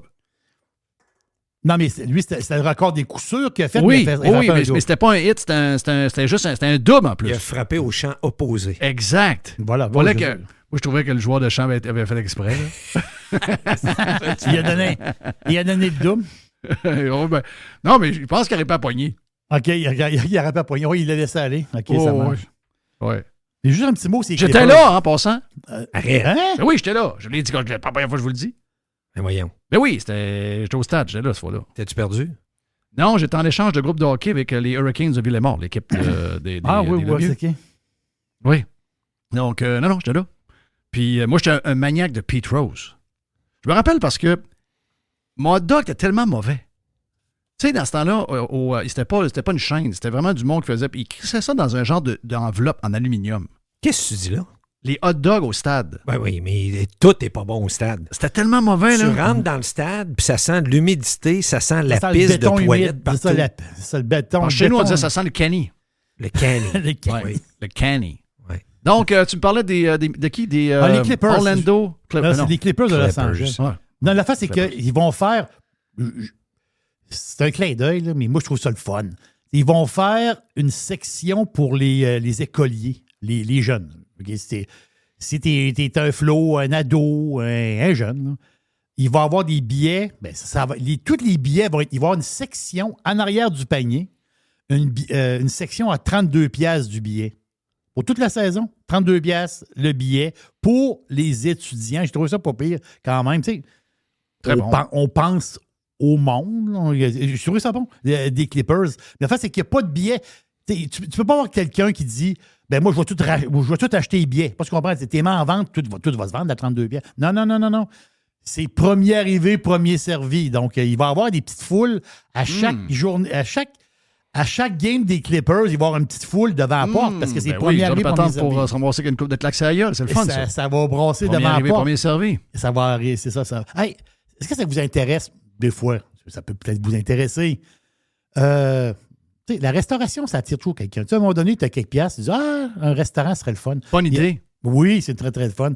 Il y a une chaîne de restaurants qui va faire faillite, puis on peut peut-être ramasser ça pour pas trop cher. Red Lobster. Red c'est Lobster. fermé. C'est Redley, ça? Oui, c'est fermé. Comment? OK. Red Lobster? Qu'est-ce que tu veux dire, fermé? Ben, Red Lobster, je pense que c'est quoi la grosse compagnie qui a ça, là? C'est D'Orlando. la gang qui ont Olive Garden puis tout, là. Non, la face, c'est que Je pense qu'on est les fermer. Darden a vendu, s'est débarrassé de Red Lobster dans le temps. Ah, OK. Ben là, je pense que la compagnie est en faillite. Oui, c'est ça. L'histoire, c'est que Darden s'est débarrassé de Red Lobster, puis c'est un fonds, c'est Golden Gate Capital qui ont acheté ça. Puis Darden a changé plusieurs Red Lobster en Olive Garden. C'est les restaurants, là. Bon call. Ben, mais ça. Olive Garden, c'est une machine à cash. Ben, c'est parce que Olive Garden ont réussi à se rénover avec Carrabba's. Ils ont comme copié Carrabba's, sont corrects. Mais les Red Lobster, il n'y a personne qui va Ben là. non. Ben, l'histoire de la bouffe. Ceux qui y vont, ils n'ont plus de dents. Fruits de mer dans l'huile, je pense, fini. Ceux qui y vont, ils n'ont plus de dents. C'est ça. Tu as 100% raison. Tu as 100%. Quand tu fais pas de différence entre le homard et la le crevette. poulet, le homard et le poulet, c'est-à-dire, tu sais, à un moment donné, tout est à l'ail, tout est... Non, ça marche, ça fait plus. Non, c'est pas mangeable. Ça fait plus du tout. Donc, puis les analystes ont dit, Red Lobster ont fait des promotions qui ont coûté une fortune. Je te donne un exemple. Les autres, ils font toujours des promotions pour attirer le monde. À un moment donné, ils ont fait une promotion. Le gagnant gagne 2 heures dans le restaurant. Donc, mettons, tu disais, je rentre à 6 heures puis je sors à 8 heures du soir. Tu as 2 heures dans le restaurant puis tu manges du homard à volonté. Et si boire. Le problème, c'est que la moyenne, t'as pas là, pense à ça, là, la moyenne des gens qui gagnaient le concours puis qui s'assoyaient le cul dans le restaurant mangeaient 12 homards. 12 homards en 2 heures. Amène-les homards. Moi, je mange pas de patates pis de riz. Amène du homard. Amène du homard. Manger du homard, c'est comme manger des pinottes dans les cailles. Ben oui, c'est pas manger à l'infini. Là. Ben oui, tu mets pas de beurre à l'ail. Il y en a qui mettent du beurre à l'ail. Moi, je mets pas de beurre à l'ail. Mais beurre à l'ail, finalement, c'est le beurre qui te boule. Mais si t'as pas de beurre à l'ail, tu peux en manger toute la nuit. Tu peux en manger toute la nuit. Avec un petit fond de bière, un petit fond de vin, ça passe. Ah oui, c'est drôle, j'ai su ça cette semaine, parce qu'on en a un pas loin, ça a un, c'est en bas au coin. Puis il y a quelqu'un qui a dit ça dans le groupe, on a des groupes. Là, ouais, c'est fermé. Là, le monde, les commentaires, c'était pas beau. Là. Il fallait que ça ferme. Ça célébrait. Oui, le monde les expériences racontées, t'es pas belle. Non. C'est un concept des années 80. C'est ça. C'est un concept. Ça marchait en griffe. Oui, les années 80. Puis ça a initié les fruits de mer pour beaucoup de monde. Oui. C'est vrai. Non, c'est vrai. Ici au Québec, on a eu quelques-uns, des Red Lobster. Il y en avait un, ça, Place Fleur de Lys. Oui, c'est après ça, qui a été remplacé par le restaurant de Céline. Oui. Il était dans ce coin-là. Pas le Nichols. C'était le... Nichols. Le Nichols. Hey, ça, c'était pas mangeable, le Nichols. L'affaire à 5 cents de plus, là. T'en avais un deuxième. Ça, c'était pas mangeable. Le gars, il avait un système de comptabilité pas pire. Ouais, c'est vrai. Ouais, ça fait le poignet, les autres. Suicide. Ouais. C'était Nichols Suicide. Ouais. C'est ça. Ouais, nous autres, on avait un aussi dans le temps au Saguenay, un Red Lobster. On allait là, je sais pas pourquoi, ça fermait tard. OK. On allait là chaud d'ail, genre jeudi soir, tu sais, après la brasserie. Ils ont traversé le parc. Ils ont ouvert une franchise là. Oui, il y avait une franchise Je suis là. surpris. Oui, il y avait une franchise là. Puis, Non, c'est parce que les Américains, normalement, ça ne traverse pas le parc. là. ouais, mais il y avait une. Non, mais ça, c'était la division canadienne. C'était une grosse compagnie qui avait ça au Canada. C'était pas Darden. Darden avait donné les franchises à un groupe. Tu sais, souvent, ils font ça au Canada. Donc, mais c'est ça. Ce que ça a fait, c'est qu'il y a beaucoup de monde qui avait un blocage dans le temps sur les fruits de mer. Puis ça, ben, vu que c'était dans l'huile, avec le genre de choses alentour, ben, le monde mangeait ça. Ah, Chris, c'est bon. Donc, finalement, ils ont peut-être enlevé le peur des fruits de mer avec Ouais, ça. c'est Puis ça. après ça, ils se sont dit, bon, ouais, mais la panure alentour, c'est un peu mauvais. Là. Puis là, ben, ils sont allés ailleurs. Ils ont mangé du crabe, ils ont mangé du homard. Ouais, non, c'est ça, c'était épouvantable. C'est comme j'ai su, il y a une couple de semaines ou un mois, je ne sais pas s'il en reste à un au Canada, mais le Eastside Mario's Place Fleur de Lys, celui d'Alain Simard, il a fermé après 25 ans. Oui. Là, je pense qu'il était plus capable de. Il n'y avait plus de maison mère ou je sais pas trop. Là. Ouais, il n'y a plus rien qui marchait là. Il n'y avait plus rien qui marchait là. C'était lui à la fin. Oui, c'est ça. Ça devait être son propre restaurant. Oui. Il a juste carrément. pas rebrandé. Hey, une dernière vite, Jerry. Une dernière vite, on est dans la restauration. J'ai quelque chose pour toi, Jeff. Quelque chose de le fun quand même. Tu sais, vous connaissez Shakespeare? Shakespeare, le grand écrivain Shakespeare, qui a écrit l'histoire de Roméo et Juliette. Roméo et Juliette, c'est le gars, la fille, les deux amoureux. Puis les autres, ils s'aiment, mais d'un bord, il y a les deux familles se détestent pour se tuer. Donc, gars, fille qui s'aiment, mais ils sont dans une famille, puis les deux familles, ils veulent s'arracher la tête. Ça a été répliqué beaucoup dans la vraie vie, ça. Ben oui. Voilà, un grand classique de Shakespeare. Mais tu sais, l'histoire de Roméo et Juliette, ça se passe à Vérone. Vérone, en Italie, c'est la ville des amoureux. Roméo et Juliette, c'est réputé pour ça. Et à Vérone, t'es amoureux, ça va mal avec ta femme, tu vas à Vérone. On entend-tu là? Bon, ça règle bien des problèmes. Mais la fin, c'est que Vérone, il y a plusieurs beaux restaurants. Puis il y a un restaurant qui marche pas pire. Le restaurant, les autres, ils ont décidé, ils disent, ici, là, c'est la ville des amoureux. Si tu mets ton téléphone cellulaire dans la boîte, tu t'assois à la table, la bouteille de vin est gratis. Donc, tous les gens qui sont assis dans le restaurant pour souper le soir, il n'y en a pas un qui a un téléphone dans les mains. Les téléphones sont à une place spéciale. Hey, ça, c'est un beau concept. Oui, puis le vin est gratuit. Et là, ma question, combien de clients, c'est quoi le pourcentage de clients qui prennent le deal? Je laisse les téléphones et je m'assois pas de téléphone. Mais tu peux prendre le deal ou pas le deal. OK. 90% du monde prennent le deal. Donc, c'est bon. J'ai trouvé ça le fun. J'ai une belle bouteille de vin. On mange tranquillement, moi et ma femme, puis les deux téléphones sont dans la boîte en avant. Seul problème au Québec, tu pars à un restaurant de même, tu donnes le vin gratis, t'es fermé après un mois. L'imbécile, le ou les imbéciles qui gardent leur cellulaire, ils se font garder de travail. Oui, c'est parce qu'ils prennent pas de vin. C'est ça. Je pense que c'est du monde qui ne boivent pas. Je sais bien. Oui, c'est ça. Mais je veux dire, même si tu prends pas de vin, tu le laisses là. Oui, c'est ça. Je vais prendre une bière pour parler avec ma femme. C'est ça. Thank you, mon ami Jerry. Voilà pour la boîte. On vient. Juste du bon stock. Every hour. Du bon stock. RadioRadio.com. Get pirate or get out. Bon, Alex, on vient de me faire dire, là, ouais, go, ça prend 15 minutes puncher. C'est Mr. White qui me dit, faut que tu sois bon. Donc, sois bon, Alex. Ouais, pas de problème, là. J'ai du temps, en plus, mon meeting a été annulé. Fait que là, Mr. White me dit, c'est nous autres qui n'avons pas de temps. Mr. White est donc bien sur le nerf, je vois le faire. Donc, on parle de deux filles brésiliennes pour le 3X. C'est quoi ça? Pas tout à fait. T'as lu une couple de phonèmes de trop, là. Là, t'as mal lu, là. Trois filles brésiliennes saga 3X. Ah, c'est intéressant. Juicy Brésil. Pas tout à fait. Tu vas j'ai pas mes bonnes lunettes. Ouais, t'as pas tes bonnes lunettes. J'ai pas mes bonnes lunettes. C'est des files. C'est des Brazil Files. Sur Twitter. OK. Là, je vois. Là! Okay. Twitter Files Brazil. La saga X versus le ministre de la Justice brésilienne. Ben, ça se ressemble! Ben ouais, c'est presque la même chose. 3 filles brésiliennes, la saga 3X avec la Juicy brésilienne. C'est pareil, ça? C'est presque identique. Écoute, à Bon. quelques virgules près.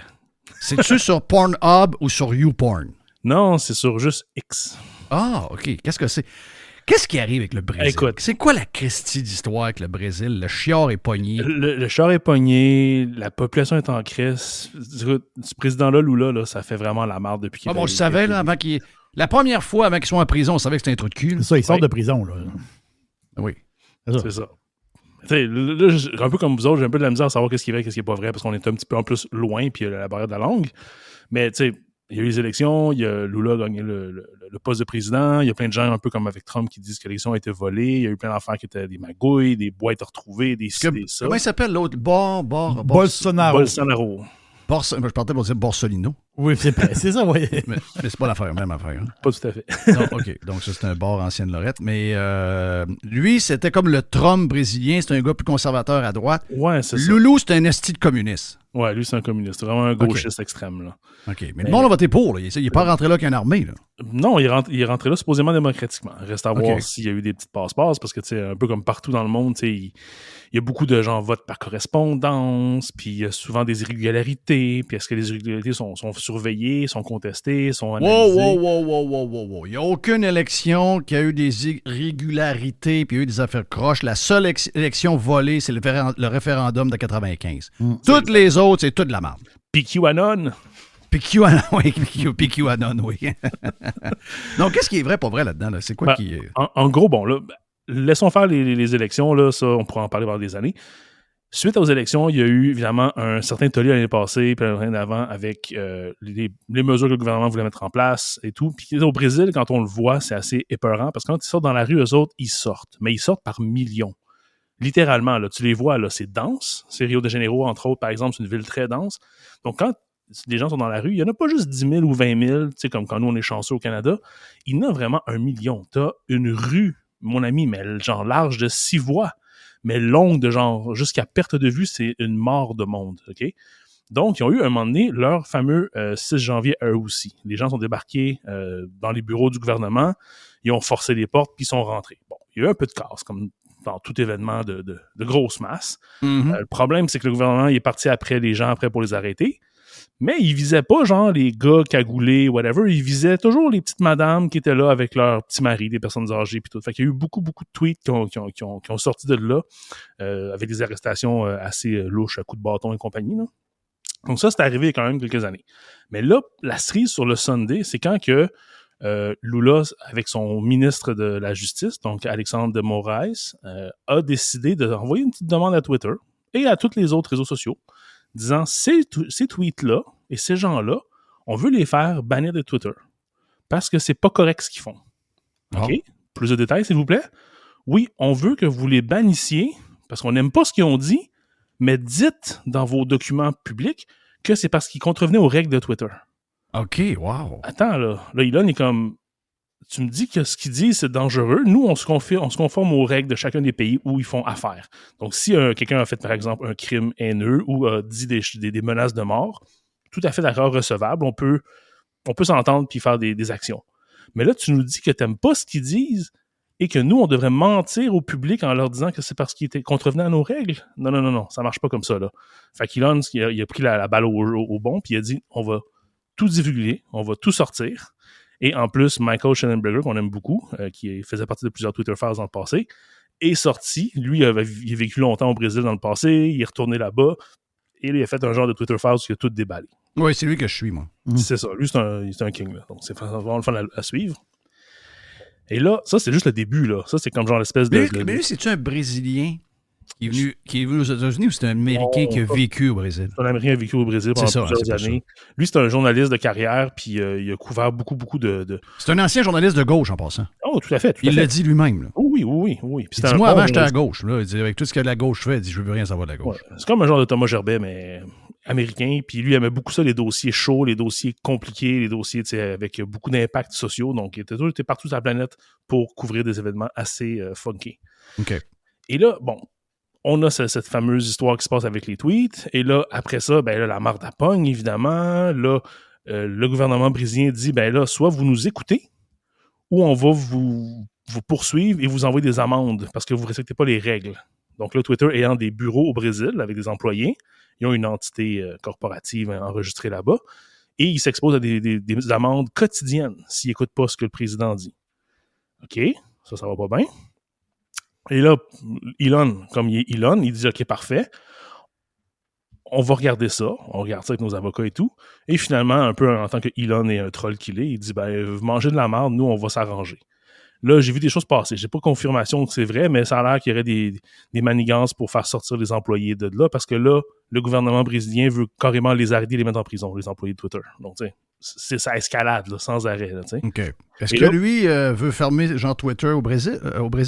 Le seul pouvoir qu'il a, Lula et son ministre de la Justice, c'est contre les employés qui sont d'origine brésilienne et qui sont présentement au Brésil. Donc, il veut utiliser ça comme un levier pour faire plier Twitter, grosso modo. Okay. Si tu sors les employés ou si tu les fais rentrer dans une ambassade, puis le temps que tu régularises leurs papiers et tout, il ne peut plus rien faire. Là. Au pire, ils vont juste fermer la business au Brésil. Ils ne feront plus d'argent au Brésil comme tel. Parce que je pense que l'entente qu'il y avait avec certains pays, c'est qu'il faut que tu aies une entité dans le pays pour pouvoir recevoir de l'argent ou en émettre avec les fameuses partages de publicité, ces choses-là. Fait que, il y a un coût monétaire à ça, mais Elon étant Elon, il s'en fout un petit peu. Là, ça, en plus que Elon, il a une main pleine avec les chars. Là. Ouais, quand même. Là. Ça a quand même eu une grosse semaine encore. Là. Ouais. C'est pas rose-rose pour les chars électriques, ben. Là. Donc, j'imagine que lui, les histoires du Brésil commencent à en avoir plein son casse. C'est ça. Sujet numéro 2, mon ami Alex, le pirate. La petite nouvelle drôle, la gauche qui se mange sa propre queue. C'est pas la première fois, ça. Non, mais c'est toujours drôle quand ça arrive. T'sais, imagine un gars, OK? LeVar Burton. Je sais pas si vous vous rappelez c'est qui. C'est le fameux Geordi Laforge dans Star Trek avec le viseur, là. Oui. Bon, lui, il a longtemps été sur PBS avec Reading Rainbow. Il a lu des livres pour les enfants. Il était très, très, très présent pour justement que les enfants aient accès à la lecture, pour les sortir justement souvent de la pauvreté et tout, pour les faire voyager imaginairement et pour éventuellement les faire performer à l'école et tout. C'est vraiment quelqu'un de super bien, tu sais. Mais dans les dernières années, il a vraiment viré beaucoup BLM, puis beaucoup, OK, là, il faut que les Blancs, ils nous payent pour des réparations, puis tout le kit. Donc, tu sais, il rentre vraiment dans cette gauche extrême-là, là, tu sais. Et là, il y a une émission, je ne sais pas c'est sur quel poste, mais c'est un monsieur qui, lui, fouille dans le passé des gens pour trouver leurs ancêtres, pour voir s'il n'y a pas un cousin commun, quelque chose comme ça, avec une autre personne connue, tu sais. Jerry l'a vu, hein? Et là, c'est tellement drôle. Il est assis à la petite table avec le petit monsieur. C'est un monsieur noir âgé qui fait l'émission. Puis là, il dit « Je te présente une photo. Voici une photo. » Puis là, c'est une vieille photo là, de 1800, je sais pas quoi, là, tu sais. Il dit ça, là, sais-tu c'est qui ce monsieur? Il dit « Je sais pas, c'est un monsieur blanc, je sais pas trop. C'est ton arrière-arrière-grand-père. » Donc, LeVar Burton qui veut que les Blancs payent pour l'esclavagisme, mais son propre arrière-arrière-grand-père avait des esclaves. Et il était blanc. Oh! Il faut que le petit monsieur LeVar, il paye pour les autres. Hey. Ça, c'est le genre de patente que j'aime. Ils se font tout le temps arroser de même. Tout le temps, tout le temps. Comme dans le temps des années 80, là, tous ceux qui étaient anti-gays allaient venir quasiment fous. Tous leurs fils étaient gays. Ça, ouais, c'est ça. Ben oui. Tous les fils à 2 ans, 3 ans après, papa, je suis gay. Tiens, boum. Hey, le Cybertruck, Alex. Le Cybertruck. On entend toutes sortes d'affaires sur le Cybertruck. Paraîtrait que c'est pas facile pour le truck de Tesla. Mais moi, je le vois, tu sais, comme une expérience, comme une espèce de projet d'engineering de Tesla. C'est un peu comme ça qu'Elon l'a approché, mais il veut pas trop dire c'est ça, parce que sinon, ça va faire un peu moins de ventes, mais ça reste un produit que tu peux acheter quand même. Mais il y a quelques items, vous êtes parlé la semaine passée, vous dites mais ça sert à quoi cette cochonnerie-là? C'est une grosse boîte carrée, c'est pas beau, c'est laid, ça rouille. Okay, je trouve pas ça si laid, mais je trouve ça bizarre. Quand même... J'essaie de comprendre qu'est-ce que tu fais avec ça. C'est juste je cherche le rôle que ça peut avoir. Tu sais, un F-150, je sais c'est à quoi ça sert. Ça va tirer une grosse roulotte, ça va tirer un gros trailer avec une pelle mécanique dessus. Ça va tirer un paquet d'affaires. Je l'ai misé à trouver le sens de ça. C'est le Cybertruck, des tests qu'ils ont fait hors route, là, c'est pas fort. C'est ça l'histoire. À un moment donné, tu te dis, coudonc, c'est juste un... Il a l'air méchant, mais c'est une fillette, là. Oui. Ben, souvent avec Tesla, c'est beaucoup de promesses puis peu de livraison. Donc, tu sais, ils veulent beaucoup mousser, ils veulent beaucoup dire « Ah, ça fait tout, c'est magnifique, c'est beau, tout. » Non, revenons à la base. Qu'est-ce que c'est le Cybertruck? À mon avis, c'est un ensemble d'innovations qui testent cette plateforme-là pour après les déployer sur les futurs modèles de Tesla.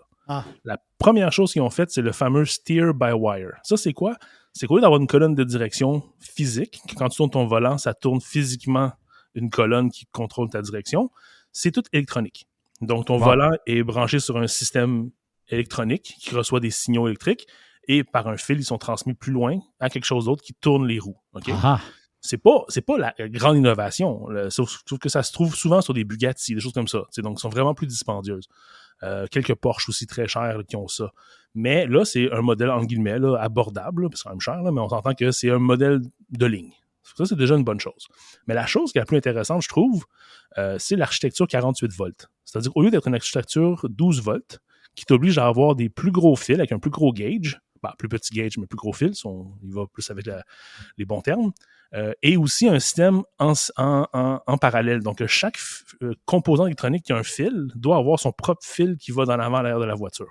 Lui, ce qu'il a fait avec son Cybertruck, c'est un système 48 volts, donc plus petit fil, donc moins de cuivre, moins de matériel. Et il y a surtout un système de relais où sur le même fil, il peut y avoir plusieurs signaux différents qui passent. Donc, si tu prends la voiture puis tu arracherais la couette de fil qui était dans la voiture... La couette n'est pas grosse. Elle n'est pas grosse, puis elle a pas de redondance. C'est vraiment comme un fil fait plusieurs affaires. Oui. Fait que ça simplifie énormément la fabrication, la conception et l'ajout de système ou même des options. Donc... oui, ça prend des affaires bizarres pour créer des choses. Mais la Néon, c'était bizarre. Là. Mais la Néon, ça a complètement transformé la construction automobile, les chaînes de montage à grandeur. Là. C'est ça. On regardait la Néon, on disait, c'était la plateforme. C'est un genre de test de plateforme, je sais pas trop, la Néon. C'est ça. Et c'est devenu les plateformes de tout le monde. Oui, ben oui. De la même façon que Toyota dans les 80 ont fait leur genre de plateforme où c'était chaque décision est importante, tout doit être jugé en fonction de l'économie puis de la productivité. Ça fait que les voitures ont baissé. Comme nos gouvernements. Ah, ben oui. Ils disent souvent, nous, c'est l'approche Toyota. Ben oui. Elle est bonne. Oui, on est sûr de ça. Finalement, ce système de 48 volts-là, Elon, il l'aime tellement qu'il l'a carrément documenté dans un livre de manuel et il en a envoyé une copie à chacun des PDG des compagnies des voitures sur le marché. Fait qu'il dit, utilisez-le, c'est gratuit, c'est ouvert. Je pense qu'il l'a même comme breveté, mais genre breveté comme ouvert à tous, si on veut. Là. Donc, c'est comme... Il est pété, lui. Hein? Oui, il est pété. Il est vraiment pété. Les autres affaires qui sont intéressantes avec ce modèle-là, c'est le Beast Mode. Ça, c'est une espèce de nouvelle, un peu comme le Ludicrous Mode. Parce que quand tu actives ça, tu peux faire le 0-100 en 2,9 secondes.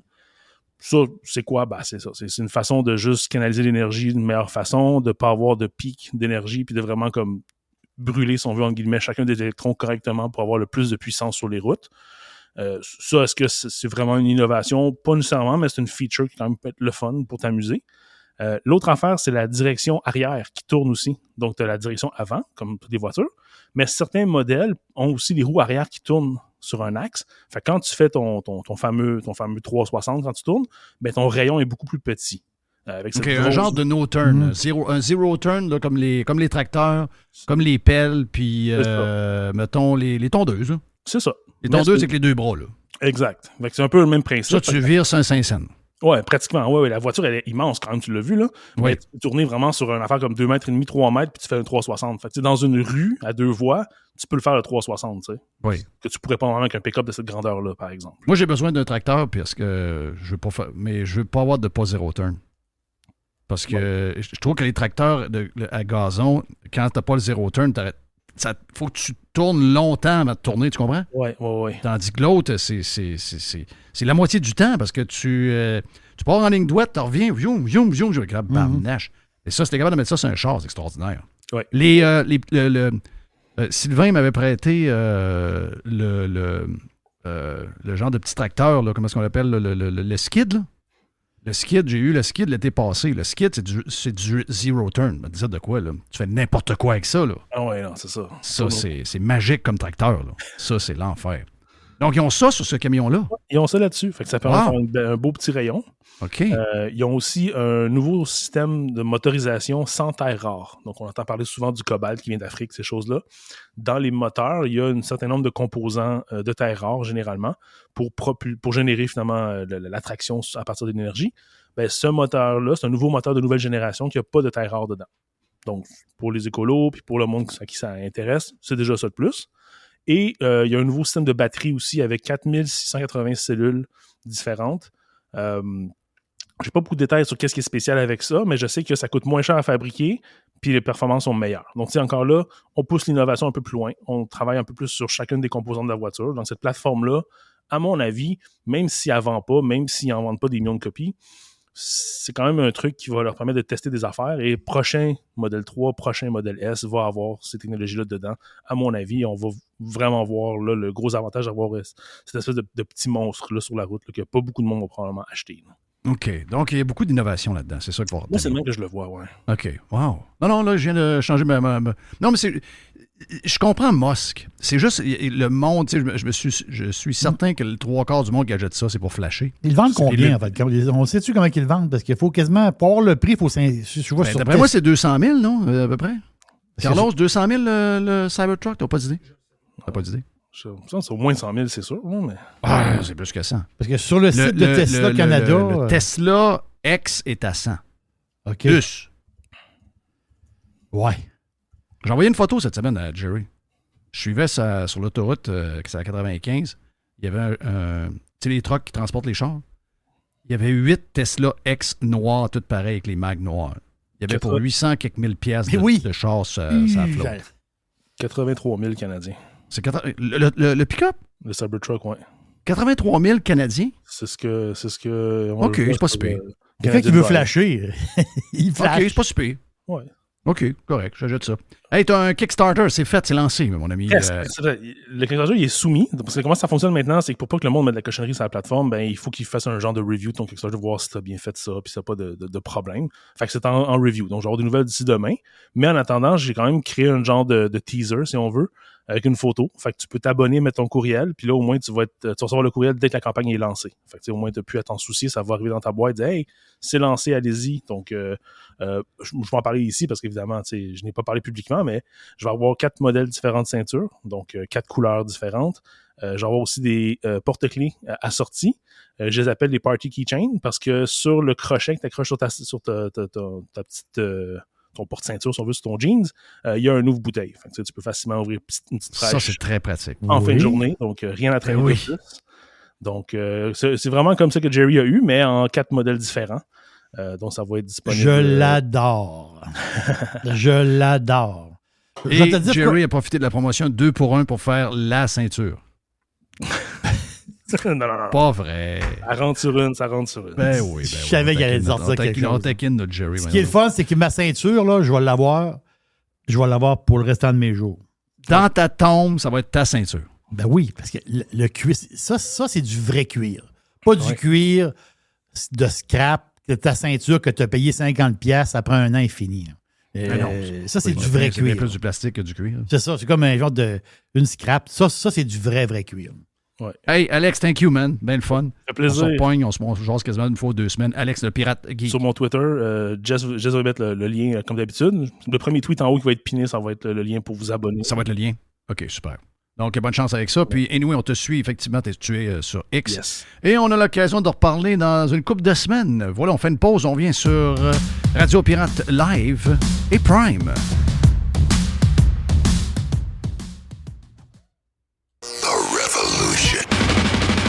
Radiopirate.com.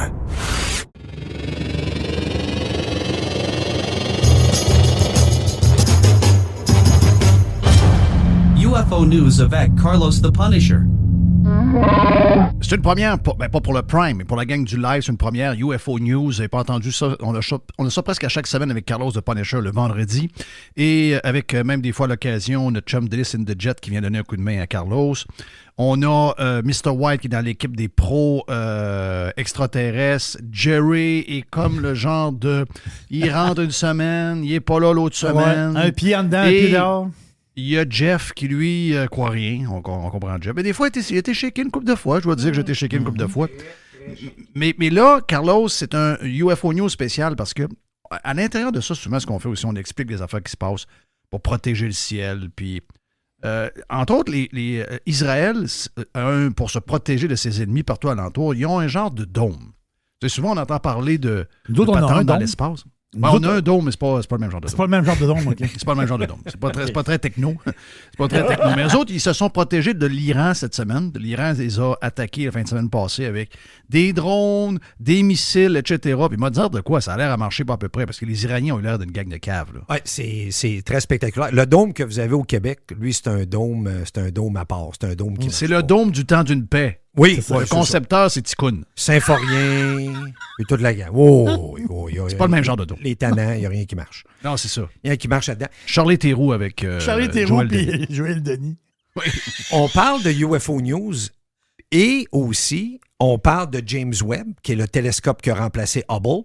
Et on a dit j'allais changer de sujet souvent, des affaires qui sont dans l'espace, qui nous protègent, des choses qui arrivent. Et beaucoup des affaires de technologie. Puis on a une chance d'avoir des pirates qui sont très, très, très renseignés, / avec leur job. Puis il y en a certains qui sont même impliqués avec des softwares, toutes sortes d'affaires, dont, je salue encore mon ami Martin Boisvert.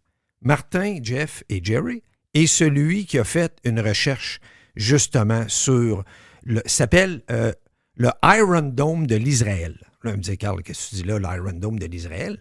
C'est que quand on a vu que c'est annoncé partout en grande pompe aux nouvelles, là, il y en a qui le célébraient, puis ça, il n'y a rien à comprendre, que l'Iran et du Yémen, parce que le Yémen est fourni par l'Iran, Jerry, toi, tu sais ça en géographie, hein, toi et moi, on n'est pas si pire là-dedans. Yémen, c'est situé au sud de l'Arabie Saoudite, puis les autres, c'est des chummies. C'est des chummies de l'Iran, puis les Yéménites, beaucoup, je ne parle pas de la population, je te dis les bombes yéménites, c'est eux autres qui attaquent les bateaux dans le Golfe, là. Le Hamas du Yémen. Voilà, exactement. Le Hamas du Yémen. Le Hamas du Yémen. Donc, il y a des roquettes qui partent au sud, qui montent, puis l'autre qui arrive de l'Iran, qui traverse l'Irak, puis qui arrive en Israël.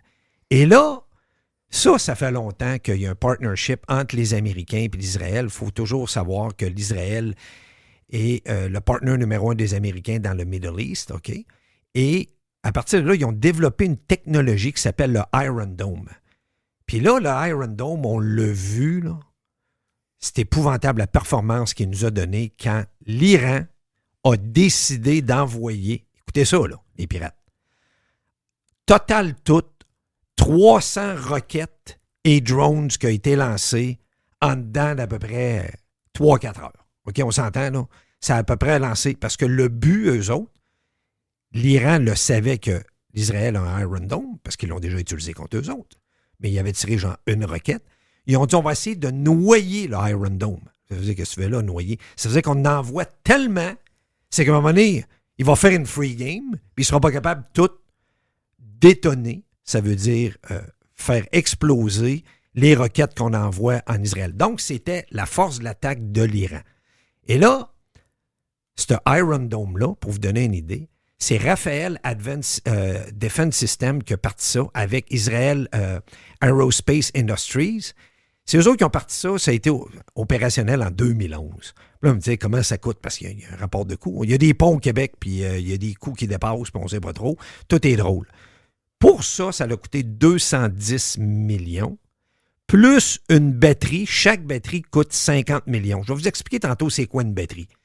Et tout ça, avant même que ça arrive, là, l'histoire de l'Iran, puis envoyer des roquettes, tout ça. Écoute ça, Jerry. Depuis 2011, ils ont déjà fait 9500 interceptions. Wow! Ah, parce qu'ils n'ont tous les jours, autres, là. Mais à un moment donné, c'est facile de juger un pays qui chicane avec un autre, puis pourquoi ils ont ça, puis pourquoi les Américains donnent de l'argent, puis pourquoi il y a tant de sites de défense, pourquoi l'Israël. C'est parce que l'Israël se fait essayer quasiment toutes les semaines. C'est ça. Mais nous autres, on n'entend pas parler ici. Mais l'attaque qu'il y a eu, c'est le plus gros test que le Dôme a eu depuis sa fondation? Ils ont essayé, c'était ça la tactique des Iraniens, on va noyer Israël avec notre attaque. Fait que là, ils ont tout tiré au complet. Fait que je vais aller vers la fin du film, puis on va revenir au début. c'est que sur les 300 qu'il a envoyés, 99% ont été détruits. Et la façon de détruire le système de lancement, c'est que la batterie, il y a un launcher, là, un lanceur, il y a 3-4 lanceurs, il y a à peu près 20 missiles chaque. OK? Il y a 10 batteries pour l'Iron Dome. Eux autres, qu'est-ce qu'ils font? C'est que, il y a une roquette qui... Je vais prendre l'exemple. Les roquettes partent de l'Iran. Il y a un système de contrôle qui s'appelle Battlefield Control System. Lui, il calcule tout de suite la trajectoire de la roquette, puis cette roquette-là s'en va sur un endroit peuplé et si la roquette est dangereuse. Lui, là, c'est l'intelligence artificielle. Il décide s'il va l'intercepter. Parce que des fois, il en laisse passer. On va dire, pourquoi il en laisse passer? C'est parce qu'ils savent que la roquette, elle s'en va dans le désert. Question monétaire, ils vont laisser passer. Parce qu'ils ne vont pas scraper pour dépenser de l'argent pour rien. Bien, c'est parce que c'est bon que tu me dises ça, ne dépense pas de l'argent pour rien. Parce que eux autres, quand ils lancent un Tamir missile, les Israéliens, ils coûtent en moyenne 50 000 du missile. OK. Les cornets, l'autre bord, eux autres, c'est entre 300 et 600 piastres. Okay. Leur bidule qu'ils envoient. Fait que là, à un moment donné, il y a un coût. Là. À un moment donné, il y a un coût. Puis quand je dis noyer, c'est qu'eux autres, il y a un calcul, puis ils rechargent leur batterie tout le temps avec des nouveaux Tamir missiles. Puis à un moment donné, il faut qu'ils fournissent. Là. Fait que le Battlefield, le centre de contrôle, le AI, c'est la roquette qui s'en vient de l'autre bord. Elle s'en va-tu dans un endroit de peuplé, tout ça, faut-tu aller l'intercepter? Puis qu'est-ce qui est le fun? C'est quand qu'il va l'intercepter, je veux dire, comment il fait pour aller l'intercepter? Bien, c'est que la roquette qui part du côté d'Israël, le Tamir, c'est que lui, il se désamorce à côté du missile qui s'en vient de l'autre bord. Il ne va pas le frapper dans les airs. Admettons, il détonne à 5-10 pieds. OK. Puis quand il détonne, ça fait détonner l'autre automatiquement. Fait que quand on regardait l'Iron Dome, puis on voyait à un moment donné une allumette arriver, tu voyais l'autre allumette arriver, mais tu voyais qu'il était un peu à côté. C'est sûr, c'était dur de voir sa télé, mais tu le vois des fois, les angles. Là, tu en voyais une, pauvre pété, puis tu voyais l'autre, pauvre tout de suite pété. Bien, c'était ça. C'est l'Iron Dome qui a été intercepté, celle-là de l'Iran, le Tamir. Lui, il se désamorce, puis il fait péter l'autre à côté. 99% de taux de réussite que l'Israël a eu. C'est une victoire sur toute la ligne. Et ça, l'Iran a de la misère à le gérer encore aujourd'hui. OK? L'Iran a de la misère à le gérer parce qu'il était certain qu'il était capable d'en passer. Il était sûr qu'il était capable d'en passer. Puis qu'est-ce qui est capoté de ce système-là? Là? C'est que le système l'autre que je vous ai dit, le Battlefield Control, là, lui, là, jour et nuit, mauvaise température ou pas, il travaille puis il a zéro problème. Il a été testé, là, comme je vous ai dit, plus de 9500 interceptions. Non, il n'y a jamais eu pas de réussite sur une roquette qui ont décidé d'aller intercepter. C'est de la haute technologie, c'est quand même capoté. Là. Ben, moi, qu'est-ce qui me frappe, les boys? C'est qu'il n'y a même pas ça au Canada, puis il n'y a même pas ça aux États-Unis. C'est juste l'Israël qui ont cette technologie-là, faite avec les Américains, payée au coût de 3 milliards par les Américains. Et il ne faut pas oublier qu'il y a un coût d'entretien. Là. Comme n'importe quoi, il y a un coût d'entretien qu'il y a là-dedans. Puis, je veux dire, à chaque année, les Américains redonnent 1 milliard parce qu'il faut que tu repayes tes roquettes, toi, pour lancer à 50 000 du coup. Là. Fait qu'il y a toujours un fonds qui va aider l'armement israélien à se défendre dans le Middle East contre tous ceux-là qui veulent les attaquer là-bas. Quand vous regardez les vidéos, là, c'est de toute beauté. Point de vue militaire, il n'y a rien de beau dans une guerre, il n'y a rien de le fun là-dedans. Eux autres sont obligés de se protéger, ils ont été attaqués par l'autre, puis ils se protègent avec ça. Puis à quelque part, tous les autres pays alentours, ceux qui sont contre l'Israël, mais là, c'est parce que là, qu'est-ce qu'on va faire? Parce qu'eux autres aussi, financièrement, je veux dire, là, l'Israël, on le sait tout, Jerry, tu sais la guerre, là, je veux dire, la gang de Biden ont décidé de laisser aller beaucoup d'argent. Ils ont décidé de donner beaucoup d'argent à Israël, pas Israël, mais l'Iran, puis l'Iran a vendu beaucoup de pétrole sur le régime de Biden dans le temps que Trump il n'avait pas le droit de vendre de pétrole. Bon. Fait qu'ils ont eu assez d'argent, eux autres, pour s'armer de missiles. C'est pour ça qu'ils en ont envoyé 300 d'un coup. Puis on dit qu'il y en a d'autres, puis on dit qu'ils ont d'autres missiles, puis ils ont d'autres affaires, mais là, ils pensent toujours avant de faire leur coup, parce que là, les Israéliens, ils ont dit qu'ils allaient répliquer. Ils vont à leur congrès, eux autres, ils ont dit qu'ils vont voter, mais c'est sûr qu'il va y avoir une réplique. Quelle réplique, ils ne le savent pas encore. Mais tout ça pour dire, ça s'appelle le Iron Dome, fabriqué en 2011, au coût de 210 millions et 50 millions de la batterie. Chaque missile coûte 50 000 $. Il y a beaucoup de batteries. Il y a au-dessus d'une dizaine de batteries qui est faite. Une batterie, là, c'est ça que tu as les missiles dedans. Tu as des trous, puis ils remplissent ça de missiles, comme des balles. Parce que là-dedans aussi, tu as les roquettes, tu as les drones, puis tu as les tubes aussi. Parce qu'ils envoyaient des tubes aussi. Là. Eux autres, ils détectent le système jour et nuit, n'importe quelle condition météorologique. Ils détectent tout de A à Z. Ils viennent avoir un succès de 99%. Et chaque batterie peut détecter entre 4 et 70 km que quelqu'un lance une roquette. C'est fou. Fait que ça agit tout de suite. Là. C'est boum, boum, boum, boum. Là. Bip, bip, bip, bip, bip. Puis tout de suite, le AI va prendre la roquette, elle s'en va-tu d'un endroit, il faut aller se défendre. Oui, OK. On lance une roquette à 50 000, la roquette, tout de suite, aller l'intercepter. Fait que c'est un système, c'est un battle management puis weapon control system hyper sophistiqué. C'est, regarde, c'est bonne chance aux autres qui veulent continuer alentour. Je ne sais pas ce qu'ils vont faire puis tout, mais il ne faut pas oublier, là, pendant qu'ils se faisaient attaquer, là, je vous le dis, là, ça sonnait là, dans des villes puis tout, là. Il y a du monde qui était sur le bord de la plage, puis il y a du monde qui était dans les bars encore en Israël, dans les grandes villes, puis il n'y a personne qui était stressé là-dessus. Il savait qu'il était protégé. Je dis personne, faut non, c'est ça. Là, faire attention, là.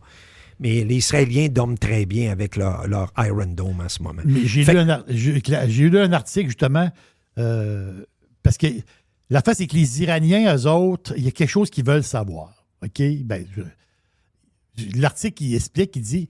Du testing. Non, mais c'est ça. Combien de menaces... Parce que la rumeur, pas la rumeur, mais ce qui se dit, c'est que le Iron Dome peut traiter 200 menaces simultanées. Autrement dit, 200, un tube, un drone, tout mélangé. Tout mélangé, mais en même temps, à la seconde près, simultanément, ils peuvent en gérer 200 simultanément. Donc, il y en a qui disent que c'est un peu comme un genre de test aussi qu'ils ont fait les Iraniens, dans le sens qu'ils ont voulu comme tester la patente pour voir... Quel genre de noyade qu'ils sont capables de prendre. Comme là, ils en ont lancé 300. Prochain coup, il faut peut-être l'envoyer 600 ou 1000. C'est ça. Mais là, je suis d'accord avec toi qu'ils ont dû, c'est ce que j'ai lu, ils ont dû être très déçus du résultat présentement. Là. Pas ce qu'on comprend. Parce que si tu veux faire une prochaine attaque, ça peut être dans 1 an, 2, on ne sait pas, ça peut être la semaine prochaine. C'est une attaque qui peut coûter une fortune aussi. Parce qu'on ne pense jamais à l'argent. À un moment donné, l'argent, si tu fais une attaque, mettons, 2 fois plus forte de ce qu'ils ont fait là, ça coûte beaucoup de sous, là. C'est ça que les experts ont parlé du résultat, justement, de l'attaque iranienne. C'est que les Iraniens ont réussi à se remplir les poches dans le mandat de Biden dans les 3 dernières années. C'est pour ça qu'ils sont capables d'avoir beaucoup de roquettes, beaucoup de drones, beaucoup de ci, beaucoup de ça. Parce qu'ils n'achètent de la Corée du Nord, ils n'achètent de la Russie et tout ça. Puis, ils voulaient tester, c'était l'ultime test du Iron Dome. L'Iron Dome a performé à 99%. Voilà, il a performé. Ben, c'est 99, on s'entend, c'est 100. Là. Celle-là qui a laissé passer, il est tombé dans le désert puis il menaçait pas personne. Oui. Fait que c'est là-dessus. Et pour ceux qui aiment, j'ai parlé dans un UFO News avant, la semaine d'avant, ceux qui sont dans le Prime. J'ai parlé d'une chanson Empire of the Sun. Je vous ai annoncé que j'aimais la musique, Empire of the Sun, un genre de belou. J'arrive après le UFO News, je m'en vais à la maison, fini avec les boys. Puis je vois dans mon playlist de YouTube, Empire of the Sun, Changes, la chanson. Je pèse la vidéo. La vidéo est en grande première. C'était une vidéo de Baloo. C'était du UFO News? Allez voir la vidéo, les pirates. Empire of the Sun Changes. C'est une vidéo de Baloo. Wow! Wow! Tiens, toi, c'est pas pour rien que t'aimes ça. C'est un signe, ça. Ben oui, c'est un signe. Voilà pour les UFO News, une première sur le live, entre autres.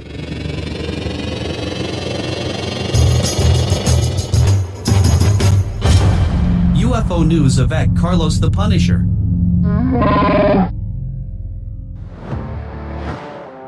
Ben voilà pour le live, c'est terminé les amis. Bonne semaine. Thank you Jerry. Thank you Carlos qui est avec nous autres également, même sur le live, dans la boîte et avec les UFO News version spéciale. Merci bien sûr à Mr. White pour la prod toute la semaine. Bon week-end. On s'en reparle lundi et je serai en studio avec les boys. Yes! See ya.